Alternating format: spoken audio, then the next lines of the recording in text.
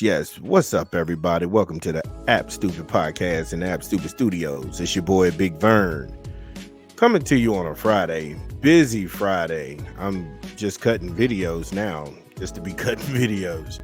A lot going on. Want to talk about Florida State and a useless penalty that they got hit with.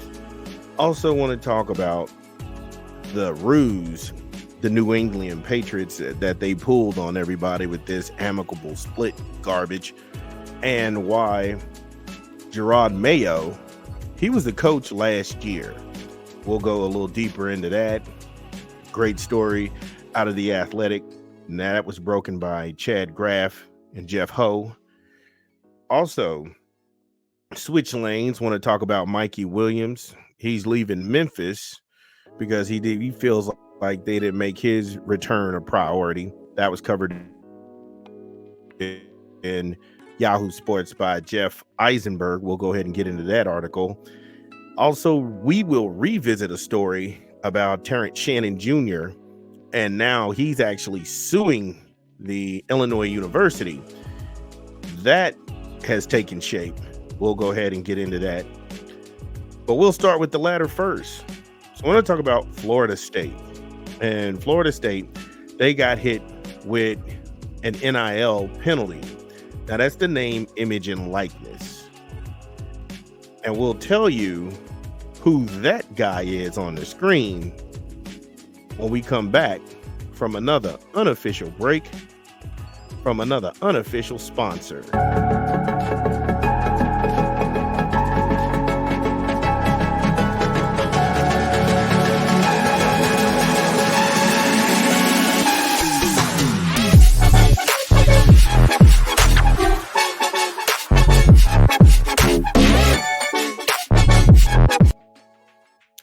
Yes, Taco Bell, Live Moz, Taco Bell. Try the $5 cravings box. You can try the cheesy burritos, the gorditas. Taco Bell, Live Moz. Visit your good folks at your local Taco Bell. Download the app or go online. Live Moz at Taco Bell. Okay, so back to who this gentleman is that we see on the screen. This is the assistant coach and the offensive coordinator for Florida State University. His name is Alex Atkins. Now, Mr. Atkins, he committed a level 2 violation, which consists of impermissible recruiting activity and felicitating impermissible contact with an NIL booster. Atkins drove a prospect and his family to a meeting with a leading member of the school's NIL collective, Rising Spear. Now, this NIL is a very new landscape in college football, and it's risky to, like I said, navigate what is permitted, what's not permitted. And from the way this story read in Yahoo, I really couldn't tell if Mr. Atkins had broken any rules with the way everything was laid out. Now, according to the NCAA, the collective encouraged a prospect to enroll at FSU for $15,000 a month for his first year in college. Now, at $15,000 a month for your first fiscal year in college, that guy as a freshman was making $180,000 tax-free. Let that sink in. You're going to give a 19-year-old or 18-year-old $180,000 just for playing sports. Now, if I'm getting that kind of money in an NIL, number one, I don't need a scholarship, because I just paid for all 4 years of my college. There's no debt. That guy's making more money than most college graduates and even post-grad. But when you hear level 2, you would think that the penalty would be a little harsh for bribery, because that's what it is. Let's be real. Let's not kid each other. Let's not be cartoonish. This is bribery. And this man, they tried to make the face of bribery, Mr. Atkins.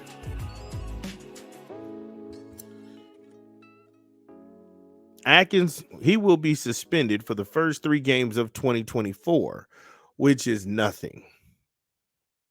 It's nothing.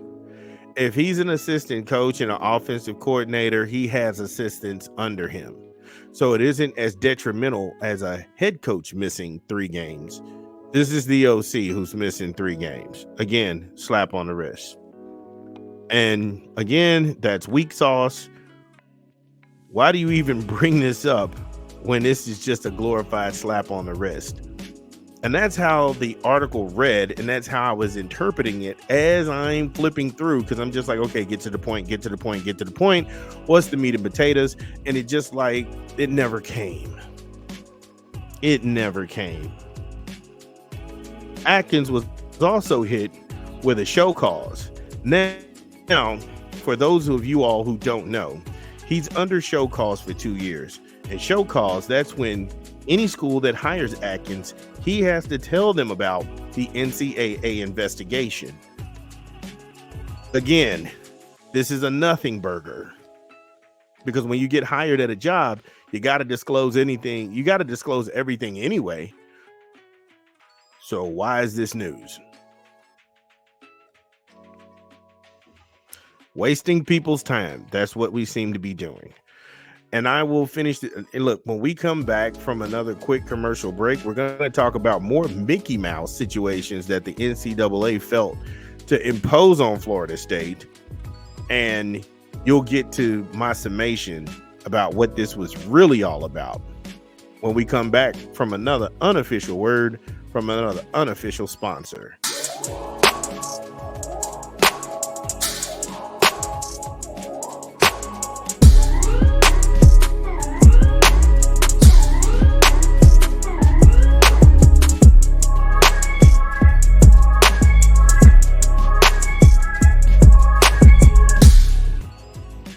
KFC. Yes, KFC. 11 herbs and spices.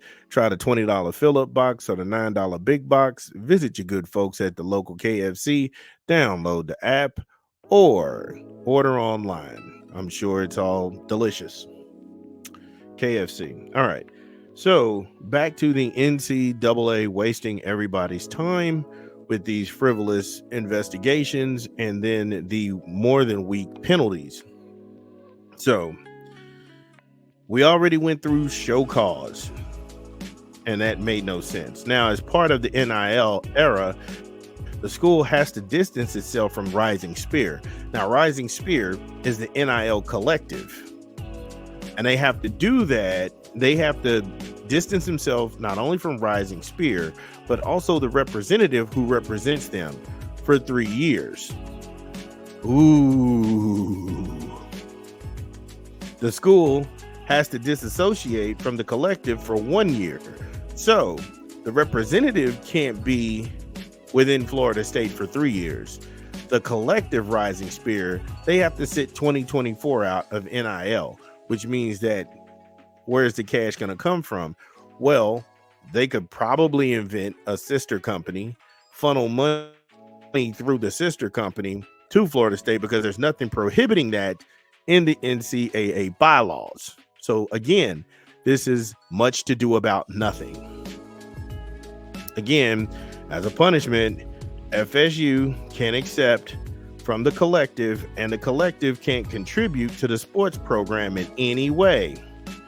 But get this, the collective can work directly with the athletes. Then what's the point? So I can't give the money to the school, so I can give the money directly to the athletes? Why would you even want to make news on this? Again, what's the point? the scholarship reduction by 5% over the next 2 years. Now, in the Ab Stupid gang, me and a couple of people who are in my orbit, we had a real deep discussion and it was pretty good. I might even start recording some of those discussions, but it became a discussion about when athletes surrender their scholarship. If I'm a guy on NIL and I've got money, the school is cutting back by 5% the scholarships. I can actually forfeit my scholarship to a guy on the team or somebody they're looking for. That would actually help the school's chances because I got my own money. I have my own money through the NIL. I can pay for my own college. Again, the school loses 7 recruiting visits in 2023 and 2024. So however many visits that they're allowed, they lose 7 of those. And sometimes if I get a guy on a letter and he's coming for a visit, I didn't have to budget taking that trip anyway, because some of these things sell themselves. If you sent any youngster a letter, if Mike Norville sends you a letter and says, hey, look, if you can make it to Tallahassee, we'd put you up and you can enjoy this game, you think you're going to turn it down? The answer is hell no. Let's just be honest with each other. A prohibition on recruiting communication for 6 weeks. So no communication for 6 weeks. And over the next 2 academic years, including the next 2 weeks from January the 12th through January the 18th. So they can't contact any high schoolers. Whoa. Also, communication with athletes in the transfer portal. That can't go on from the 15th to the 21st. But what about the 22nd? Oh, it's perfectly fine. Just not the 21st. How about the 21st at midnight? That's perfectly fine. Just not the 21st. A reduction by 18 evaluation days in the spring. So they don't have as much time to do spring practice or spring walkthroughs as other teams that are in the ACC. But again, whoopity-doo. The financial penalty. This is what this was all about. FSU was hit with a financial penalty in all of this NIL ridiculousness. 1% of the athletic department's budget. So you can do the math yourself in your head. If you've got a $10 million budget or you have a $30 million budget, the NCAA gets 1% of that. They got to figure out a way to line their pockets.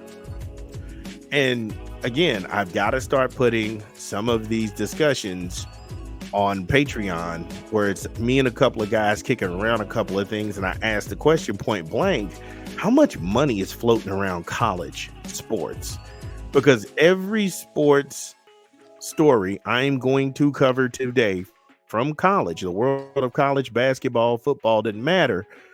There's so much money floating around. It's almost staggering when you sit there and you shake your head like, wait a minute, you're going to give a freshman $180,000 and $15,000 increments for a full year just for playing football. Something he would love to do anyway, where now we've got bribery on the table. We hiding behind NILs. It is what it is. Hey, look, you got to get paid. Do your thing. But yeah, this had a financial component to it.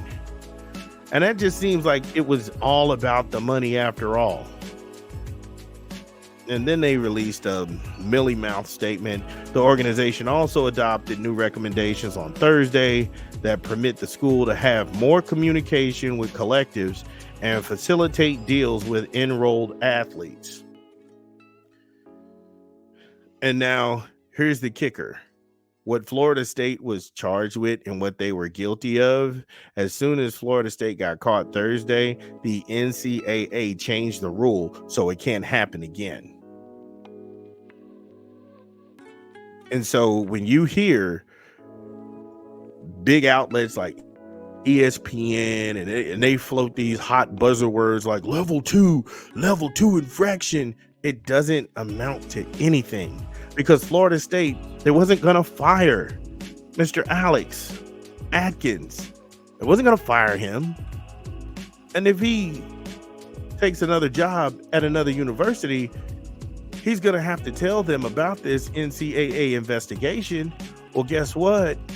New employer, you can't be convicted of the same thing, because as soon as Florida State accepted these Mickey Mouse penalties, they closed it and changed the rules so it can never happen again.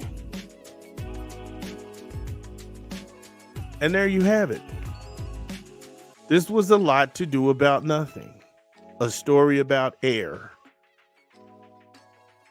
But if you have enough people bloviate and bring up all of these wild scenarios, you think the sky is falling. And it's not. It's just not. But like I said, I could be wrong. Let me know what you think. Always like, share, and subscribe to videos. We'll be back.